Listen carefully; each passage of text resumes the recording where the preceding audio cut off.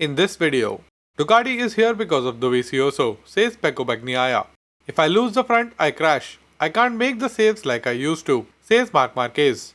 Maverick Vinales' suspension turns into an early end of contract. And is Yamaha SRT rider lineup saga finally coming to a conclusion? My name is Sankalp and this is your Racing News Fix. There is no doubt that this year Ducati is one of the strongest bikes on the track.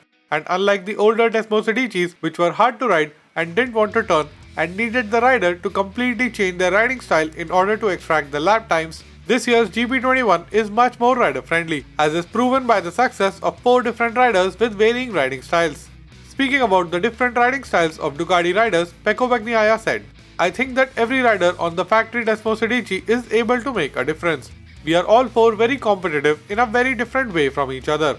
The one closest to my style is Martin, because he brakes hard and manages to make the bike turn, which Miller does by managing the lean angle, and Zarco is very gentle with the tires. We have several strengths and we are working very well to develop the bike for 2022. Further speaking about the improvements in the bike through the years and direction for the future, Pecco continued, "If Ducati is at this level today, it is because of the work done by Andrea Dovizioso and Danilo Petrucci in recent years, especially by Andrea, who has experienced the whole process since 2013. So we must say thanks to him, as well as to Iannone and Lorenzo. Now we have to sort out some details, but the important thing is that all of us riders have the same opinion on what needs to be done." Marc Marquez has been known to make a few almost impossible saves in the past. However, due to his limitations from his current physical condition, we are starting to see a lot more crashes from Marc where he loses the front grip and folds into a crash, which is the same kind of crash we have gotten used to seeing him save by picking up the bike either on the elbow or his knee or both. Speaking about where his physical limitation hurts the most, Marc said, "The whole thing limits me a bit, my body a bit and the bike a bit. Under certain aspects, I am similar like pass and braking, even if the problem is that I can't be at my best physically and constantly. I also suffer changes in direction, where I can't be as precise as I would like to. The bike is evolving, but we need to progress and improve." Further adding about the slow front folding crashes, Marc said, "I lose the front and fall. I think it's partly due to the bike setup, which should provide greater stability.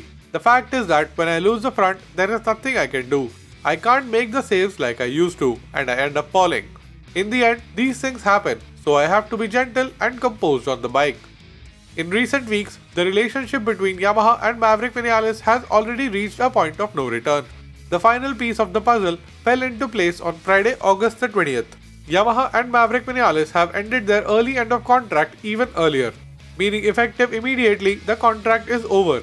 Yamaha will have a replacement rider and Maverick Vinales is a free agent for the rest of the year. The good thing for Vinales is that he already has a contract for 2022 all signed up, and with that, he has a chance to make a fresh start in a fresh environment. This announcement has also started another race. Aprilia are reportedly working super hard to get Maverick on the Aprilia RSGP as early as possible. Although the British GP might be too close to getting everything in place, there are very good chances that we will see Maverick in Aprilia colours at Aragon. What do you think? Should Maverick take a break for the rest of the season and get his things in order, or is it best for him to start to get to know the RSGP as soon as possible? Let me know in the comments below. And with everything going on at Monster Energy Yamaha Racing Team and Valentino Rossi retiring at the end of the year and Petronas pulling away the sponsorship, the Sepang Racing Team has had a rough couple of weeks. With no major primary sponsor, the team has decided to fold the Moto2 and Moto3 teams and focus all their efforts on the MotoGP team. Bad news for Javi Vierge and John McPhee, but for the other two, Jake Dixon and Darren Binder, this could lead to an unexpected step up to the Premier class. Moto2's Jake Dixon is going to ride the British GP on a MotoGP bike in Petronas SRT colours, so it looks like one of the SRT seats almost definitely has Dixon written all over it. And since the news of Petronas leaving the sport in 2022 came out, Moto3's Darren Binder seems to be on a fast track to skip Moto2 and step up to MotoGP next year. He has already had one test on Yamaha at Brno last week and is rumoured to ride the M1 at Aragon later this season. If all goes well, he will be the favourite to fill the second SRT seat. If you made it till here, let me know by giving this video a big thumbs up. To stay up to date with all things MotoGP, hit the subscribe button and don't forget the notification bell. Here are 2 more videos which you might enjoy. My name is Sankalp and I'll be back with another video very soon.